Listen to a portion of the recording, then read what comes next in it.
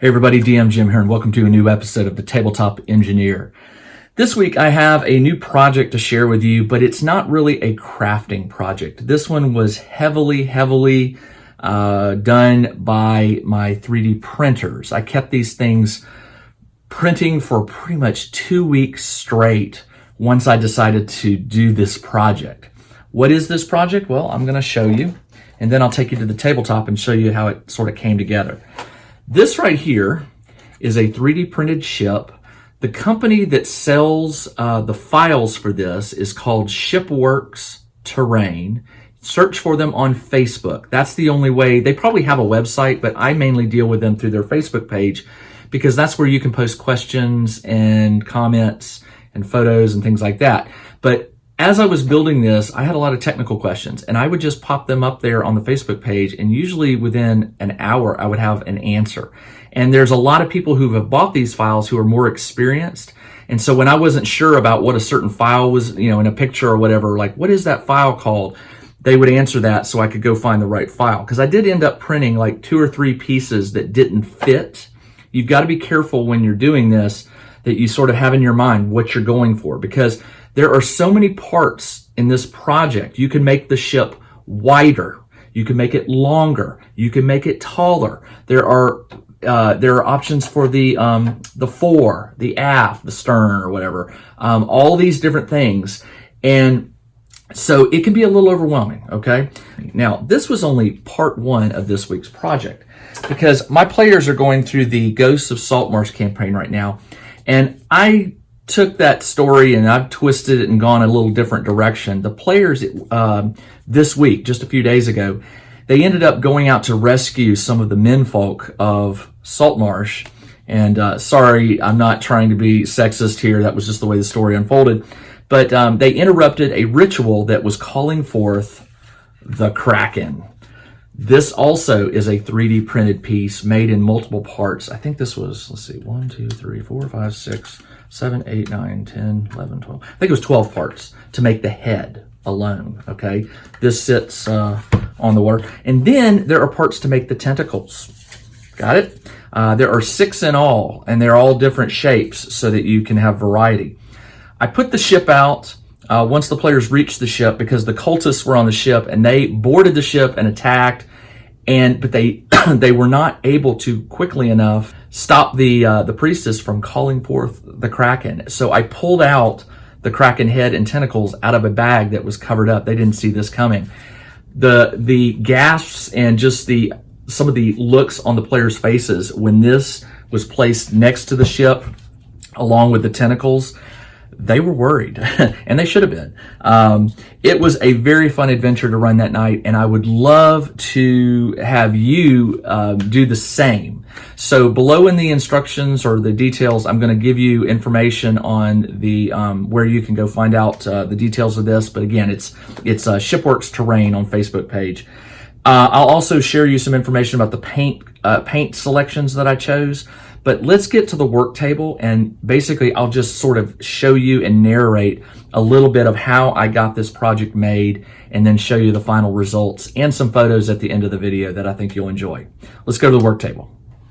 Okay, rather than do a top-down starting out, although I probably will switch to that, I want to show you the side view of the ship so far. And I say so far because if you can hear, I'm running the 3D printer. I've been running both 3D printers pretty much non-stop for a while now, trying to get this ship done. What I have so far is right here. Okay, let me set it on the table here and tell you. 1, 2, 3, 4, 5, 6, 7, 8, 9, 10, 11, 18, 19, 20, 21, 22, 23. 23 inches, almost 2 feet in length. All right, and it's not done yet. You may notice it doesn't have a prow up here. It's also lacking the decking up here and right there at the very tip top. Also the stairs. This is multiple layers, and what I'm going to do here, hopefully, is I'm going to separate. See how that? So I'm going to take the top layer off. All right. Now, when I finish this layer, which is the top bridge, I guess, this will be removable, so you will be able to see down in that room down there. But right now, these pieces are loose. Hope I didn't lose that one. This is all glued together. Okay, so that is like, I guess this is called the lower deck or the cargo right there. and this would be the upper deck or middle deck, and then this one right here. So it's 3 decks. Believe it or not, the company that makes this, which is called Shipworks, and I'll put a link to their page below. Believe it or not, this is actually the small ship. There is a there's one that is probably, I'm guessing, about a foot longer, maybe a little longer than that, and also I think it's 4 decks. This one I haven't got the mast yet, but there is a 3-mast version. I think this is the 2-mast version. It's crazy. And again, this is not the only company that makes ships, but the reason I chose this one over the other one that I'll put in the links below is this one is modular. I didn't quite know when I started printing whether I was going to do the medium, or this is called the standard, or the larger one. And then there's stuff in between. You can customize this because all of these pieces connect using connectors, just like your dungeon tiles do. The difference is I don't like connectors, and while it took a long time to print all this out, and I probably should have used the connectors, I glued. All of this is super glued together. I wanted it to stay put. And sometimes when you use connectors, you'll have rattle and pieces might not connect properly. I don't have to worry about that. This thing is glued. This thing is glued. It is nice and solid. But you can see each one of these is an individual tile. These were individual tiles. The sides and these pieces right here, these are all individual pieces. And they all connect using a standard connector. Open lock, I think it might be. But I just glued it all together. Okay? Now you'll notice I chose gray for my filament. I just always print in gray. And this will be primed. All the layers will be primed. And then I'll go over it with a dry brush of browns and maybe some different shades of browns just to give it a more authentic look. There's windows on the back and on the inside, and there's a door that I haven't inserted yet that actually opens and closes. It uses a piece of filament, the plastic, to create a hinge. So all of that's going to have to be painted before the game, and I'll get it done. If I have to stay up late and go without sleep, I will get this thing done. But this is it. This is the standard version. I'm going to continue on showing you the priming and the painting. But before I primed and painted it, I wanted you to see it in its sort of naked, look. So there you go. And again, not done here, printing that as we speak. And but hopefully today I'll have the rest of the pieces printed and get them primed. So next, taking this out to the garage and giving it a black primer coat, not white. I'm going to go black because one final thing, look real close. You'll see a wooden texture on all of these parts. That wooden texture actually, there's grooves, and the black will get down in that. And then when I dry brush the brown, hopefully it'll leave that black and it'll give it that natural wood look. We'll see.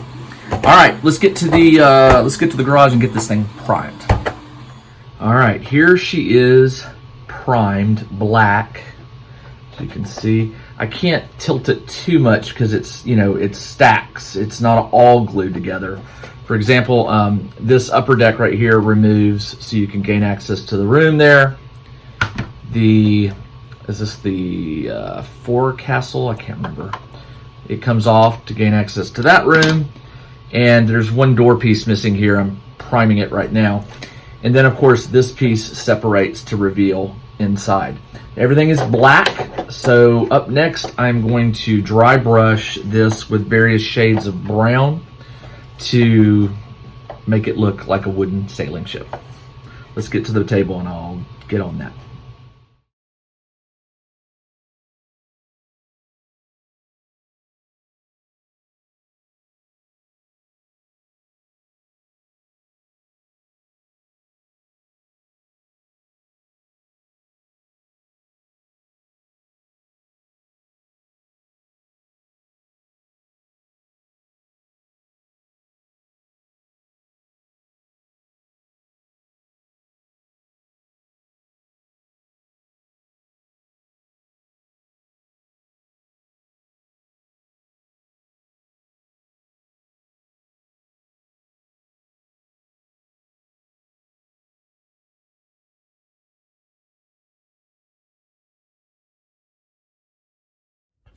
All right, a little bonus project here. A ship is all fine and dandy for your players, but you really need a monster to attack it. So what I've done is I've printed up this giant Kraken. The head has one coat of Kelly green paint. The reason I'm telling you this is that's all that's needed before the next step. Now here are the tentacles. You may notice a slight change in color from here to here. I experiment with different color mixes and matches to see what it comes up with. And this is one that I really want to share with you. This is too green. You could tone it down with a wash or a dark wash or something like that. But what I have done instead, this is my secret recipe that I'm going to share with you. I have from Delta Creative, which is a company or a subsidiary, I guess, of Plaid. They have this paint called Ceram Coat. Now this one is blue. It's called Flash Metallic. A lot of it is sort of sparkly or it has a sheen to it. Now why blue? Because when you apply this over the green, it's going to darken the green, but it's also going to give it this wet, slimy look that I really, really like. So I'm going to switch over to time lapse now to do this, but I wanted to share with you, the green and the blue metallic or this Ceram coat. It's going to give it an interesting look. So I'll take some detailed photos and show you the final results. But as you can see, the various tentacles, they're definitely darker and they have this bluish hue to them, and they also look shiny and slimy.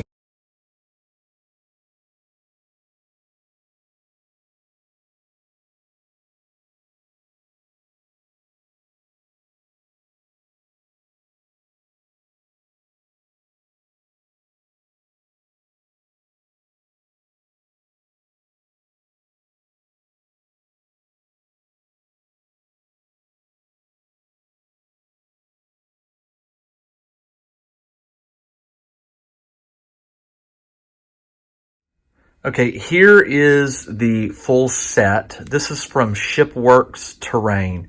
It's the standard size ship minus the masts. I haven't printed those yet.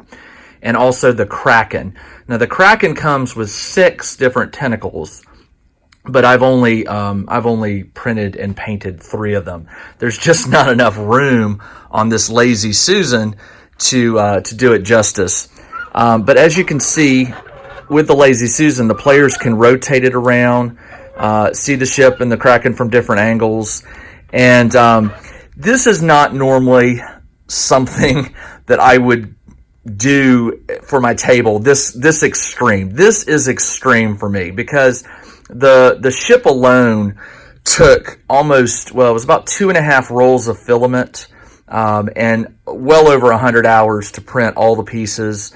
And the Kraken was, if I remember right, the Kraken was about just a little over 1 roll of filament. I had it a little extra from this roll, so I used it on that. So this is not to be taken lightly. If you have a 3D printer, just know this is going to take some time. The Kraken, I debated doing it. It definitely is good for the effect that I was going for. Size-wise, it's as big as the ship. So making something like that out of clay or, just toilet paper or what have you, I could have done that. And I probably should have done that given the amount of time it took. The ship I can use always and forever. There are going to always be opportunities in my D&D game or other games I play where a ship could be handy. And my friends, local friends who are DMs, they might reach out to me to borrow it. So the ship was probably a good investment, probably about $60, $40 in filament and $20 for the cost of the files. A very good investment, a one-time print, hopefully if it doesn't break. They do have larger versions of this ship and smaller versions, thinner. This thing is modular. The pieces go together, so you can add more decks. You can make it wider. You can go higher. Whatever you want to do, this is a pretty cool setup. You just have to you have to come to an understanding of how the various parts work together. And you also have to learn some terminology like, forecastle, stern, aft, those kind of things. And there's some other really weird terms that I still haven't figured out. But it's an extremely, extremely well done product.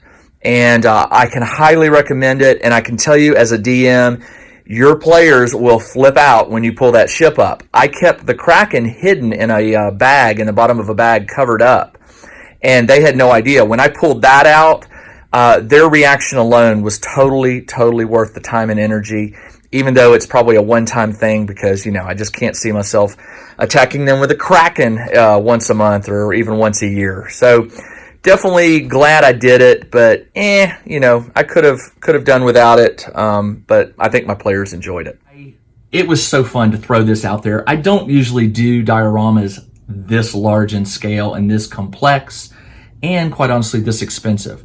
The ship alone took about 3 rolls, not about 2.5 rolls, so somewhere around $40, and then the plans were $20. So $60 for that, and then maybe another $20 for the Kraken. So all in all, $80 here. Now, $80 can buy a lot of craft paint, a lot of chipboard, a lot of glue.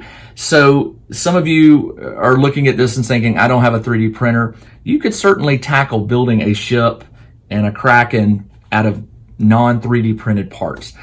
I wasn't going there.